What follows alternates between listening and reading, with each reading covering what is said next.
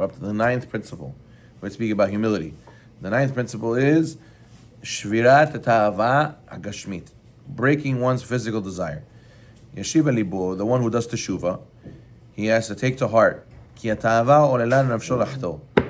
It was his physical desire that induced you to transgress.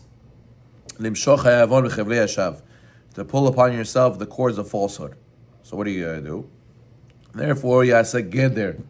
You gotta make a fence, right? A very classic one is filter on the phone. A classic one is don't go to places where you know there's not tanua people. Don't go hang out with bad friends. Even though technically you could say I could go and I won't do anything wrong, you gotta make a fence. You gotta make sure not to go and put yourself in the test. He says, abstain from unnecessary physical desires, physical pleasures, and avoid being drawn after your desires, even in permitted matters. Person should not eat except for to satisfy his soul and sustain his body.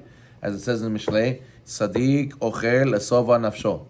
Right? A person eats to satisfy his soul. What I need for satiation, not more than that, not for gluttony. Right? You know what we say in Hebrew? It's not so good. We say, b'te'avon. You know what te'avon means? You should eat with great desire. Meaning, what do we say? Bon appetit. What does bon appetit mean? You should have a good appetite. You should have a big desire to eat, right? So that's not so good, right? Why? Because you're saying that the guy should eat with desires. Rather, what should you bless the guy? You say the guy's eating. Tell him la sova. You should eat to satisfaction, meaning you should satisfy your soul, and that's it. Not desires. No, satisfy yourself. You have a need to eat. We're humans. So feed that, do that, take care of it, and then move on in life. Don't sit here to eat for desires. A person should only approach his wife to fulfill mitzvah pruvu or the mitzvah of ona. Right? Ona is a conjugal obligation. Right? A person should do it from the mitzvah and not for pleasures. Is ona and onen the same root? Ona means time. Onen is the aleph. Ona is the ayin. Yes. It's a very high level. Yeah. 90% people don't have this. Right. They're doing it for desires. Because as long as a person goes with his desires, he's drawn after the inclinations of his physical being, and he veers from the path of his spiritual soul. Every person is like a rider on a horse, right? Who's choosing which way we go, the horse or the rider? So if you always go with desires, everything you do is with desires, so then the horse is in charge. One day the rider is going to need to be in a rush. He's going to be in a rush to go to some place, and the horse, because he always goes with his desires, he's going to see a bunch of apples, he's going to stop, and he's going to say, "I want to go to the apples." And the rider's like, "No, we gotta go. Come on, stop it." And he doesn't know how to control him because he doesn't know how to fight his desires. So therefore, who's in charge, the rider or the horse? Your body or your soul? So therefore, a person has to learn to do things not for desires, rather for to do it because it makes sense. It's the right thing to do. And then Yitzhar gains the ability to overpower him. As it says in Sefer Devarim, V'yishman Yishurun V'yivat. Yishurun, Israel became ponchiki, he became fat. V'yivat. When he became fat, that's when he rebelled. Exactly, that's when you forget Hashem Chaz Shalom.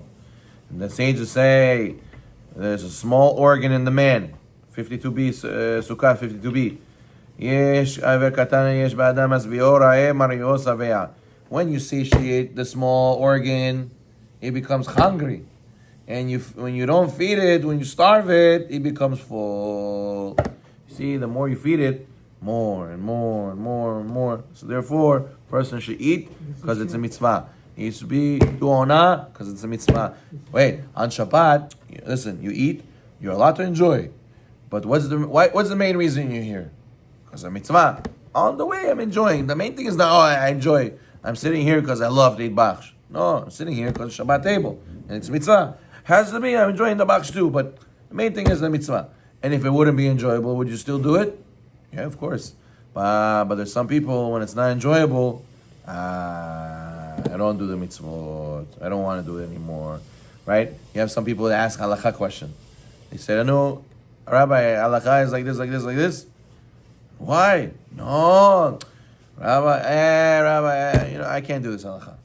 Why? I thought you keep halakha. Must be that you were doing this whole mitzvah until now for what? Because it fit your schedule. Because it was convenient. Because you liked it. Because you enjoyed it. But the second halakha and the mitzvah gave you difficulty, oh, it's not for me. I understand if you were doing the mitzvah for the mitzvah, so do the mitzvah all the way, no matter what. Nah, you're doing it because it would fit with your desires. So that's okay. That's why you allowed it to do it. But if the second it goes against your desires, I can't. I stopped. So therefore, a person has to learn to do everything for mitzvah. For mitzvah. And the desire that is seated in a person's heart is the root of all his actions.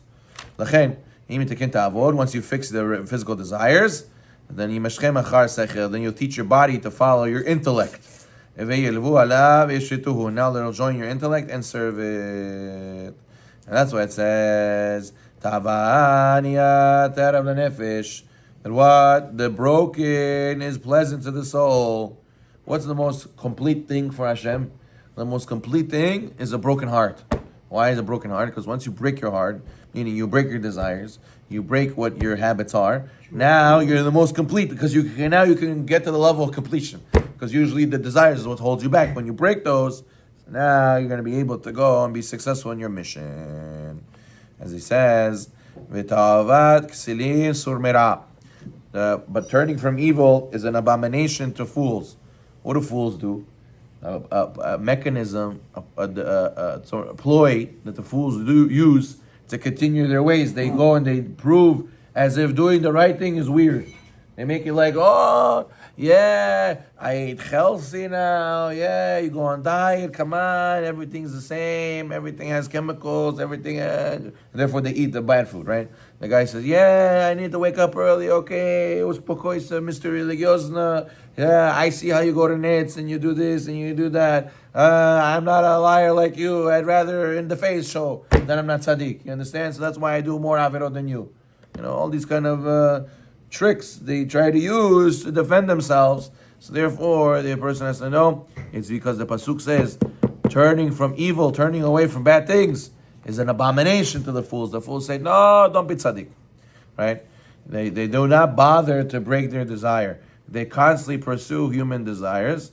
When their desire encounters a sin, they will not turn away from it. Right? It says, a desirable treasure endures in the home of the wise, but the fool of a man swallows it up. A wise man is cautious with his money, but a fool eats it up immediately. Right? The Ramban says we have to be Kedushim, right? He says a person can say, oh, but Rabbi, I drink kosher wine all the time. I go to the steakhouse, I get kosher steak. I go to the party, everything's kosher, everything's good, everything's mutar. I don't do any averot. I said, yes, but you know what you're teaching yourself? You're teaching yourself that they always find a way to give the desires done. What happens one day when the desires are not permitted? When it's the only, you're in a place where the only, the thing that you want is not available kosher. Now it's a time where it's not available. What are you going to do? Because you always teach yourself desires.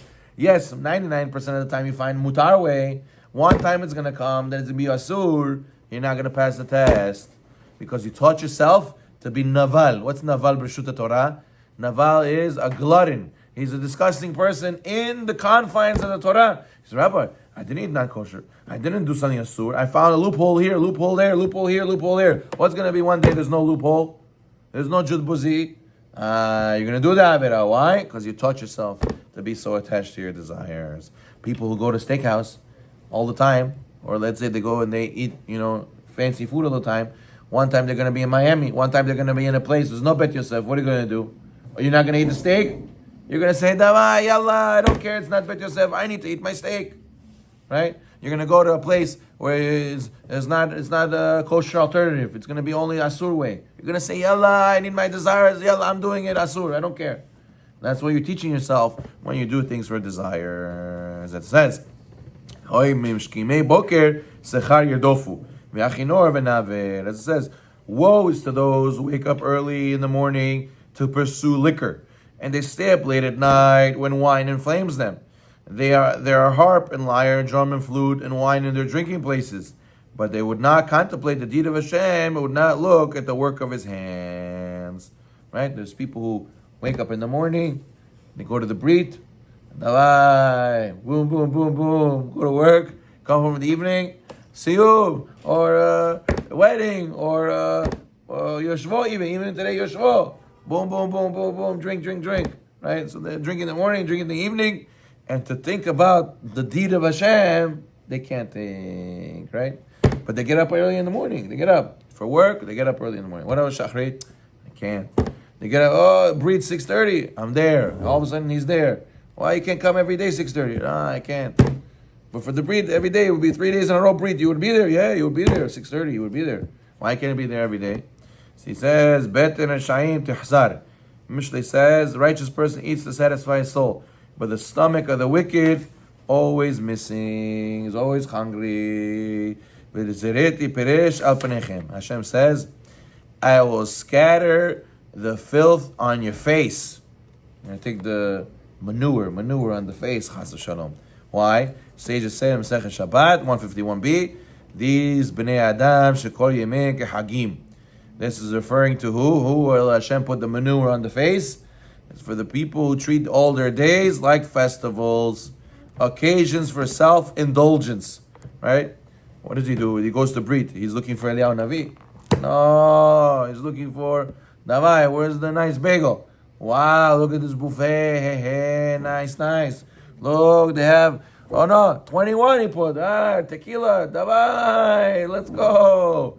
And so that's what he's looking for in the Brit. He goes to Yeshua, and he says, what are the food they're serving? He goes to the wedding, what is the food they're serving? He forgot already about the mitzvah and the holiness, Shekhinah, and all that kind of stuff.